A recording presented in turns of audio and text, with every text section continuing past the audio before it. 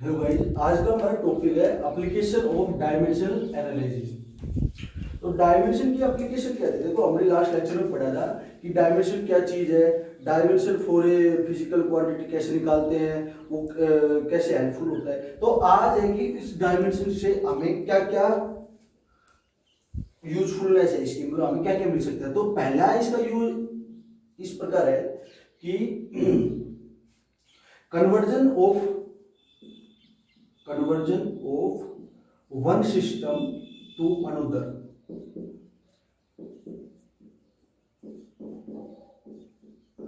देखो पहली एप्लीकेशन है वो क्या है, conversion of one system to another system.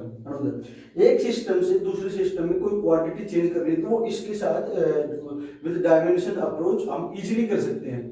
देखो जैसे कि मान लीजिए कोई क्वांटिटी है, कोई भी फिजिकल क्वांटिटी है क्यू, ठीक है। मान लीजिए सिंपली ये मार्कर ही है ना, इस मार्कर की हमें लेंथ मापनी है, इस मार्कर की हमें लेंथ मापनी है। तो भाई अगर देखूं तो ये अगर करीबन होगा 15 सेंटीमीटर, है ना, 15 सेंटीमीटर होगा। इस मार्कर की लेंथ है 15 सेंटीमीटर। अब दूसरे सिस्टम में मापेंगे तो इसकी जो लेंथ होगी, मान लीजिए जो 15 सेंटीमीटर मापी है मैंने, वो सीधे सिस्टम में मापी है। अब दूसरे सिस्टम ऐसे सिस्टम में जो लेंथ की जो यूनिट होती है वो क्या होती है, मीटर। अब मीटर में इसको मापेंगे तो इसकी लेंथ कितनी आएगी, 0.15 मीटर, है ना। तो हमारे पास दो सिस्टम से हमने एक ऑब्जेक्ट की लेंथ मापी है इस मार्कर की, तो एक में आई है 0.15 मीटर और दूसरे में आई है 15 सेंटीमीटर, ठीक है। अब देखो बात को, ये जो दो सिस्टम से हमें इस चीज की, इस ऑब्जेक्ट की लेंथ मापी है, वो तो है तो एक चीज भाई। ये क्वांटिटी और ये क्वांटिटी दोनों क्या है, सेम चीज है ना। ये दोनों क्वांटिटी सेम चीज है, 0.15 मीटर और 15 सेंटीमीटर, 0.15 मीटर और 15 सेंटीमीटर दोनों सेम चीज है ना। लेकिन फर्क क्या है भाई, देखो न्यूमेरिकल वैल्यू अलग अलग है इनकी, तो इनकी जो यूनिट है वो भी अलग अलग है। ये हमारा एसआई सिस्टम में है और ये हमारा सीजे सिस्टम में है ना। तो अब इसकी क्वांटिटी के ऊपर देखो, मापने के तरीके से क्वांटिटी पे कोई असर नहीं पड़ेगा, है ना। अगर बात हो, अगर ये मार्कर है, अब मान लीजिए यहाँ पर एसआई सिस्टम है, इंडिया में एसआई सिस्टम है और उसमें इंग्लैंड में एफपीएस सिस्टम है, जहां पर फुट पाउंड सिस्टम ये इसमें मापते हैं।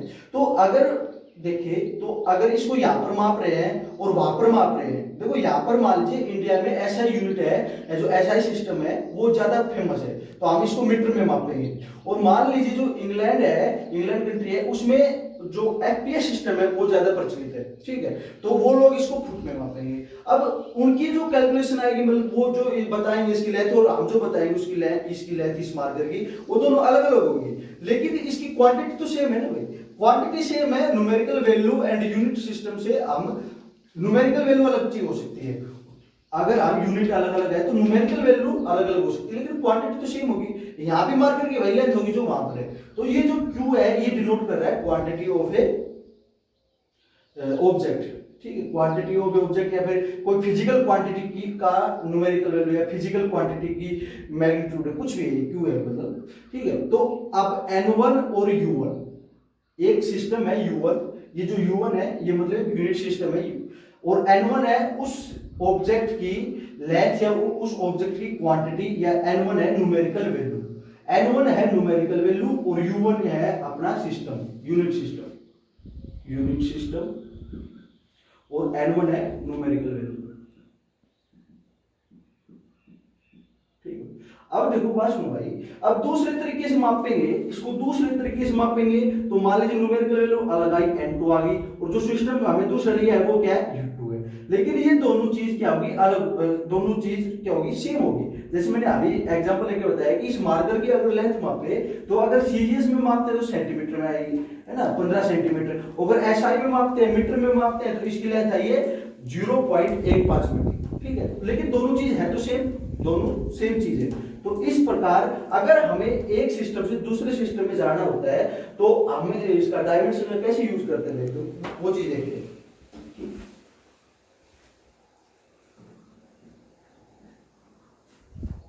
अब देखो डायमेंशन के बारे में हमने थोड़ा सा पढ़ा था कि किसी फिजिकल क्वांटिटी का अगर डायमेंशन निकालना है हमें, तो वो डायमेंशन है वो उसकी न्यूमेरिकल वैल्यू के ऊपर या जो सिस्टम हम यूज कर रहे हैं उसके ऊपर वो कोई डिपेंड नहीं करता। देखो मान लीजिए लेंथ है, लेंथ या फिर लेंथ या फिर वर्क है, वर्क होता है फोर्स इनटू में डिस्प्लेसमेंट, और इसके लिए मैंने जो डायमेंशन फॉर्मूला लिया था MLT माइनस 2, मास गुना एक्सीलरेशन, सॉरी फोर्स गुना एक्सीलरेशन, तो फोर्स हो जाएगा मास गुना एक्सीलरेशन और इनटू में डिस्प्लेसमेंट, ये हो जाएगा डायमेंशन फॉर्मूला।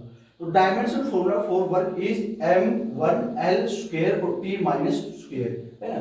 तो देखो भाई अब वर्क की जो यूनिट होती है वो क्या होती है, जूल।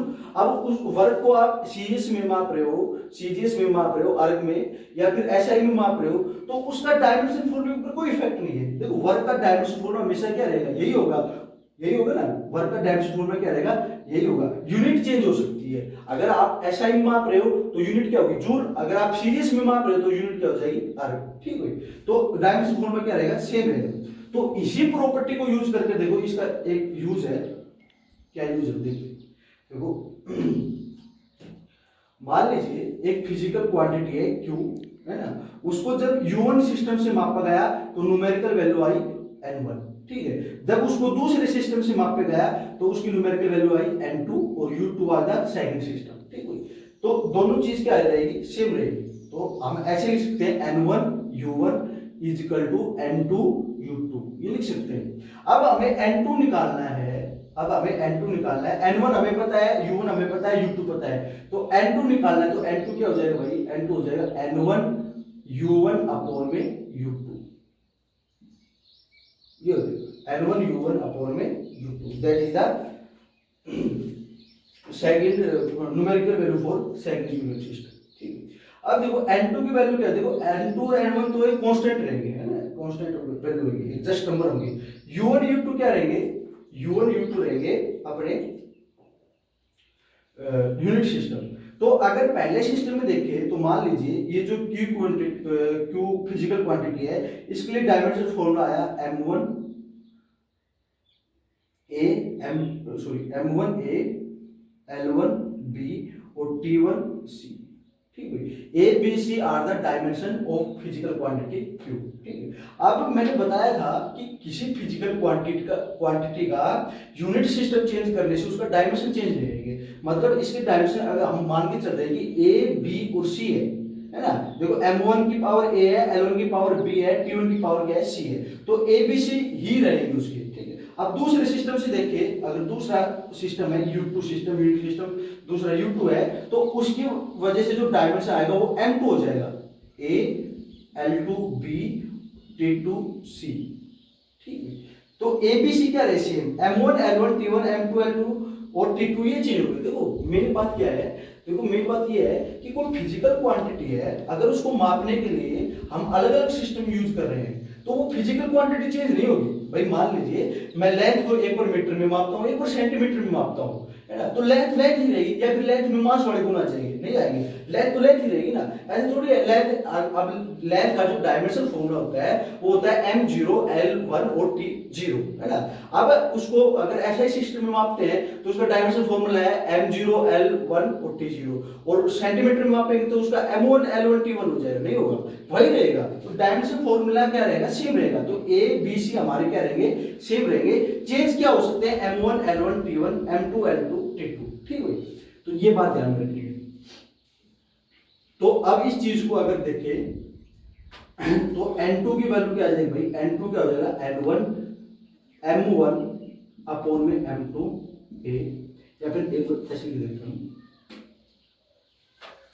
N2 क्या आ जाएगा N1 M1 A L1 B और T1 C। ठीक है, और नीचे जो U2 होगा उसमें क्या जाएगा M2 A L2 B और T2 क्या हो जाएगा C। ठीक, ये A B C क्या है, dimension of physical quantity Q, जिसका हम जिक्र कर रहे हैं, तो वो तो दोनों केस में क्या रहेंगे, सेम रहेंगे। हाँ ये चेंज हो जाएंगे, मास लेंथ टाइप। ठीक है, अब देखो N1 हम इसको ऐसे लिख सकते हैं, अगर इसके जो पावर एक्सपोनेंट सेम है तो हम इसको ऐसे लिखा जा सकता है M1 अपॉन में M2 की पावर A इनटू में L1 अपॉन में L2 की पावर B और T1 अपॉन में T2 की पावर क्या हो जाएगी C। ठीक है, तो ये हमारा क्या बन रहा है फॉर्मूला। तो इससे हम अगर देखो N1 जानते हैं, M1 M2 जानते हैं, L1 L2 जानते हैं, T1 T2 जानते हैं, तो हम N2 की वैल्यू निकाल सकते हैं। ठीक है, जैसे कि हमारे पास एक क्वेश्चन है, कन्वर्ट, अब हमारे क्वेश्चन है convert 1 newton into dyne. 1 newton को हमें डाइन में चेंज करना है ना। ये डाइन क्या है, डाइन एक यूनिट होती है फोर्स की सीजीएस सिस्टम में। जैसे सीजीएस सिस्टम में सॉरी एसआई सिस्टम में फोर्स यूनिट न्यूटन है, उसी प्रकार सीजीएस सिस्टम में फोर्स यूनिट क्या है, डाइन। ठीक है, अब देखो फोर्स है, और फोर्स क्या होता है, फोर्स होता है हमारा mass into acceleration according to Newton second का। ठीक है, तो इसके लिए जो डायमेंशन फॉर्मूला बढ़ेगा फोर्स के लिए, वो क्या बढ़ेगा, मास इनटू में एक्सीलरेशन। फोर्स क्या क्या होगा भाई, मास गुणा में एक्सीलरेशन, ये तो होगा इसका फॉर्मूला। ठीक है, और एक्सीलरेशन क्या होता है, वेलोसिटी अपॉन में टाइम। तो हम इसको ऐसे भी सकते हैं, मास इनटू में वेलोसिटी अपॉन में टाइम। ठीक है भाई, अब वेलोसिटी को कैसे लिखते हैं, डिस्प्लेसमेंट अपॉन टाइम। तो ये हो जाएगा मास इनटू में डिस्प्लेसमेंट, डिस्प्लेसमेंट अपॉन में टाइम का क्या हो जाएगा, स्क्वायर। तो हमारा फॉर्मूला बन गया mLp माइनस 2, ये फॉर्मूला बन गया। ठीक है, डायमेंशन फॉर्मूला क्या होगा फोर्स के लिए, m1 L1 T माइनस 2। ठीक है, और डायमेंशन क्या हो गए 1 1 माइनस 2। ठीक है, 1 dimension for mass, 1 dimension for length, और माइनस 2 डायमेंशन फॉर टाइम। ठीक है, अब देखो हमारा क्वेश्चन ये है भाई, चेंज 1 न्यूटन इनटू डाइन। तो हमें एक फोर्स है, एक फिजिकल क्वांटिटी है, उसको माप रहे हैं। ठीक, तो फोर्स है फिजिकल क्वांटिटी। ठीक है, उसको एक बार किस में मापना है, 1 न्यूटन में, सॉरी न्यूटन में मापा है, और दूसरी बार किस में मापा है, डाइन में।